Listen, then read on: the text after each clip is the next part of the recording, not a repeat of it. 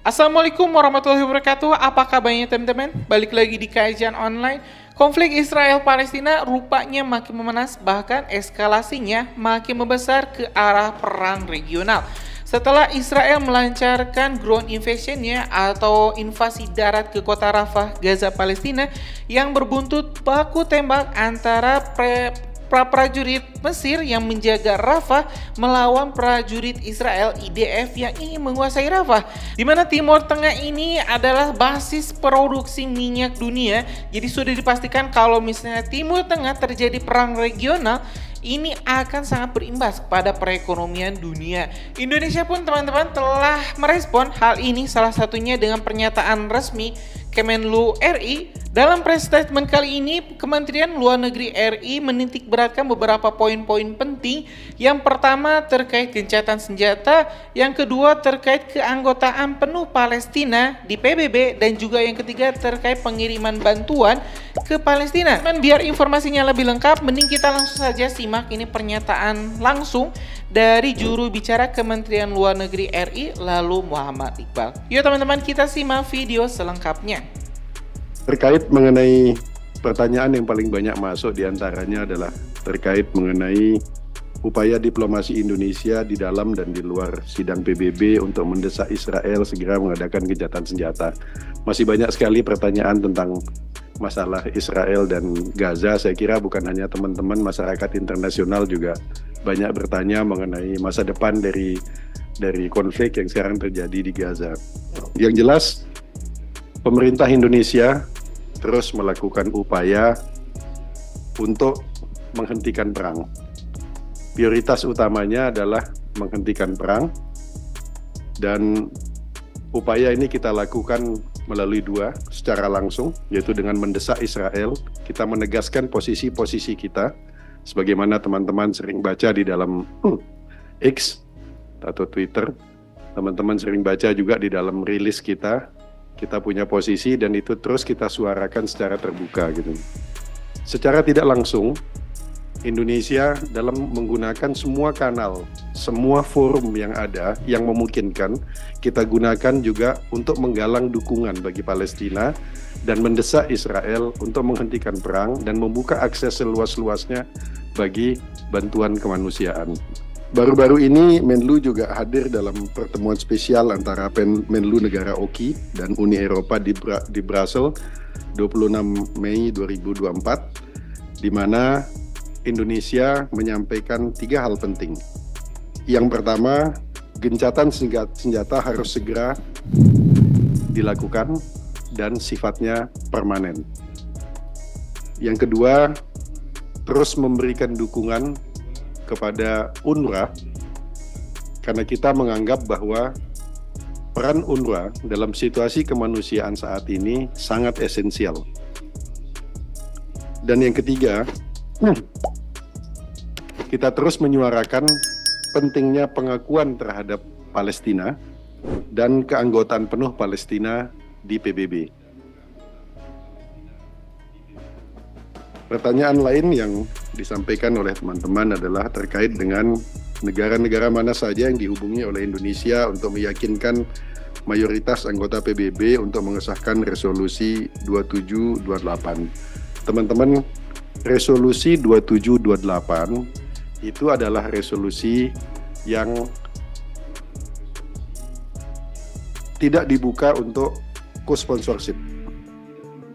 Dan pada saat ini Indonesia bukan negara anggota PBB, anggota Dewan Keamanan PBB. Namun demikian, Indonesia terus menghimbau Dewan Keamanan untuk satu suara dalam isu Palestina ini. Meskipun kita tahu itu sesuatu yang sulit. Sementara untuk resolusi 2712 mengenai humanitarian peace dan 2720 mengenai increase aid for Gaza yang dibuka co-sponsorship, Indonesia saat ini secara persisten dan secara masif menggalang dukungan dari 2 kelompok negara, yaitu ASEAN dan CARICOM.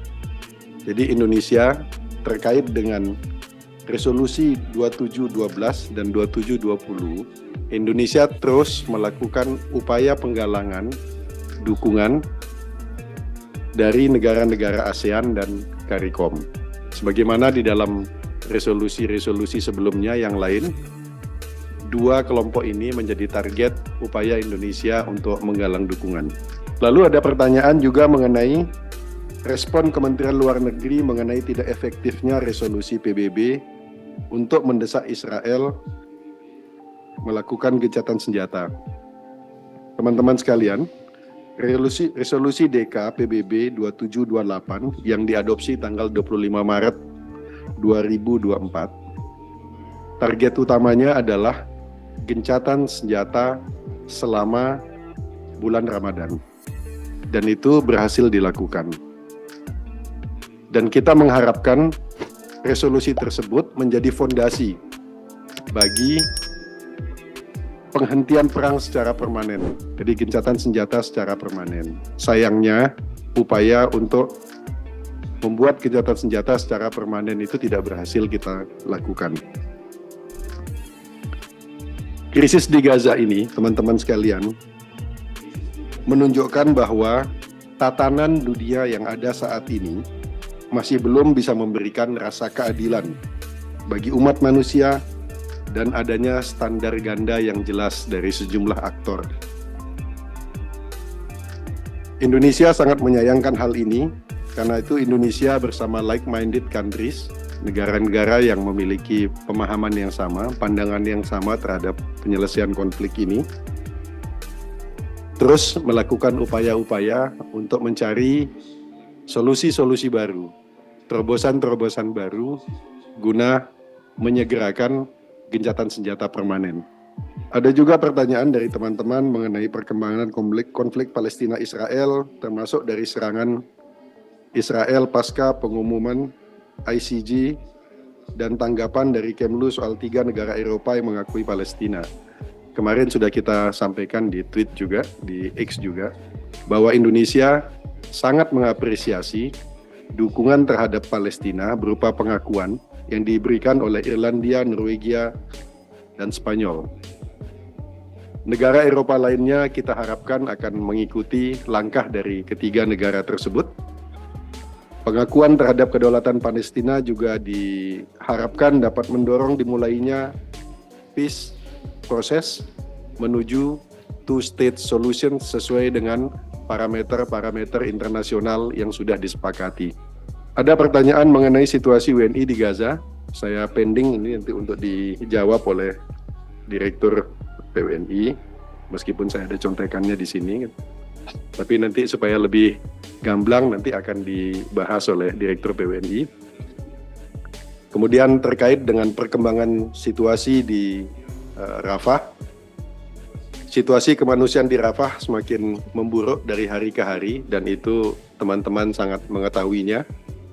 Serangan Israel yang intens terhadap Rafah menyebabkan 900.000 orang dari sekitar 1,5 juta pengungsi kembali tercerai-berai dan terpaksa meninggalkan Rafah. Akses masuk bantuan dapat dikatakan praktis tertutup dengan situasi saat ini.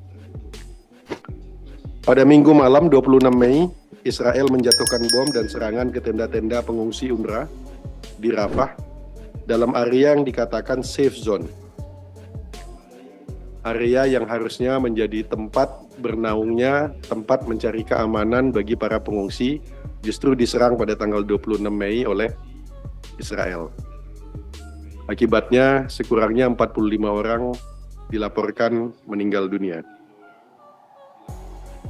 Mengenai situasi WNI di Papua Nugini, nanti Pak Dir PWNI juga akan menyusul menyampaikan mengenai kondisi terakhirnya.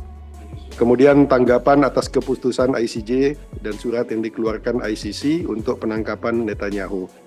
Terkait dengan keputusan ICJ, Kemlu sudah menyampaikan di butir-butirnya di X kemarin, dan teman-teman bisa merujuk dalam pernyataan Kemlu yang terdahulu. Kemudian ada pertanyaan mengenai tanggapan terhadap penyerangan Hamas atau Al-Qassam ke Tel Aviv. Serangan ini adalah respon terhadap kebiadaban yang dilakukan oleh Israel sejak Oktober tahun lalu, yang sampai hari ini belum bisa dihentikan dan sudah menjatuhkan korban terlalu banyak. Hamas tampaknya ingin sekedar menunjukkan bahwa mereka masih ada. Jadi serangan Al-Qassam ke Tel Aviv pada 26 Mei merupakan respon terhadap pembantaian yang Israel terus lakukan. Serangan ini sebagian besar berhasil dicegat oleh sistem pertahanan Israel. Kemudian rencana contingency plan di Timur Tengah, nanti Pak Dir PWD akan sampaikan. Dan ada pertanyaan, ada 3-4 pertanyaan dari teman-teman yang kurang lebih mempertanyakan mengenai apa sih sebenarnya hambatan pengakuan kedaulatan Palestina di PBB yang hingga kini, yang upayanya sudah dilakukan bertahun-tahun, tapi hingga kini pengakuan Palestina sebagai anggota penuh PBB sampai saat ini belum terjadi, belum terrealisasi. Teman-teman sekalian, pada saat voting di sesi Majelis Umum PBB tanggal 10 Mei 2024, 143 negara mendukung Palestina, tapi kemudian ada 3 negara lagi yang bergabung, jadi 146 negara yang mendukung Palestina, 25 abstain dan 9 menolak, termasuk Amerika Serikat. Artinya, dari 193 negara anggota PBB, mayoritas mendukung Palestina. Kita tahu bahwa di SMU PBB, Majelis Umum PBB, one country, one vote.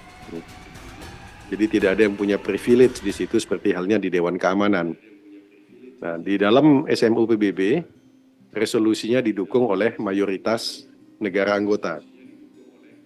Namun, untuk bisa disetujui atau ditetapkan, atau bisa diterima sebagai anggota penuh PBB, diperlukan persetujuan Dewan Keamanan. Nah, kita tahu problemnya justru di Dewan Keamanan.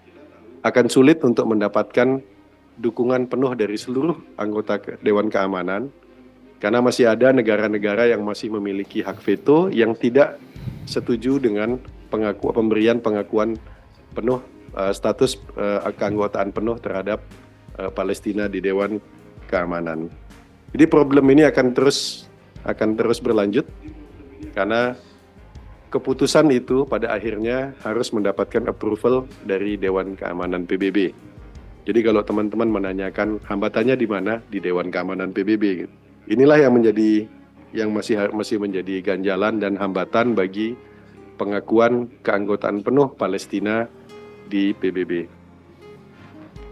Ya teman-teman, barusan kita telah sama-sama menyaksikan dan juga mendengarkan pernyataan atau press briefing yang disampaikan oleh juru bicara Kementerian Luar Negeri lalu Muhammad Iqbal, Kementerian Luar Negeri Indonesia. Ini banyak sekali poin-poin menarik dan juga sangat penting untuk kita kupas. Salah satunya adalah terkait permasalahan keanggotaan Palestina di PBB yang terus-menerus ditolak oleh salah satu negara pemilik hak veto, yaitu Amerika Serikat. Dari 15 anggota Dewan Keamanan PBB diketahui 12 setuju, 2 abstain, dan 1 menolak. Yang menolak ini yang otomatis menjatuhkan veto itu adalah Amerika Serikat. Jadi memang saya sangat sepakat dengan pendapat dari Kementerian Luar Negeri yang disampaikan oleh Bapak lalu Muhammad Iqbal. Ini permasalahannya itu ada di Amerika Serikat. Jadi kenapa sampai saat ini Palestina belum kunjung menjadi negara anggota penuh PBB? Ya salah satunya adalah dari Amerika Serikat. Selanjutnya terkait konflik Israel Palestina, terkait ground invasion-nya atau invasi darat ke Rafah, di sini Indonesia mengkritik habis-habisan, mengecam habis-habisan. Memang ini sudah di luar nalar teman-teman, di mana 1,1 juta rakyat Palestina yang mengungsi ke Rafah ini harus berlarian untuk mencari perlindungan yang entah kemana, karena kem-kem mereka dibakar, dijatuhi oleh serangan-serangan drone, serangan-serangan bom. Jadi memang ini sudah sangat genting, sudah sangat luar biasa sekali teman-teman. Tidak bisa kita bayangkan bagaimana penderitaan rakyat Palestina di Gaza, khususnya di Rafah. Dan teman-teman, di sini juga Indonesia akan terus melakukan segala upaya diplomasi yang dilakukan oleh Kementerian Luar Negeri untuk bisa terus mendukung kemerdekaan bangsa Palestina, mendukung terus perjuangan bangsa Palestina. Ya teman-teman, sepertinya sudah cukup lengkap apa yang disampaikan oleh juru bicara Kementerian Luar Negeri Bapak Lalu Muhammad Iqbal ini. Mungkin informasi selanjutnya kita bakal terus tunggu update-update-nya. Apakah nanti Bu Retno akan pergi kemana lagi untuk melakukan diplomasi pendekatan agar negara-negara Eropa bisa mendukung kemerdekaan Palestina dan juga mengecam serangan-serangan Israel ke Palestina. Gak ketinggal informasi menarik itu, subscribe dan nyalakan lonceng notifikasinya. Assalamualaikum warahmatullahi wabarakatuh.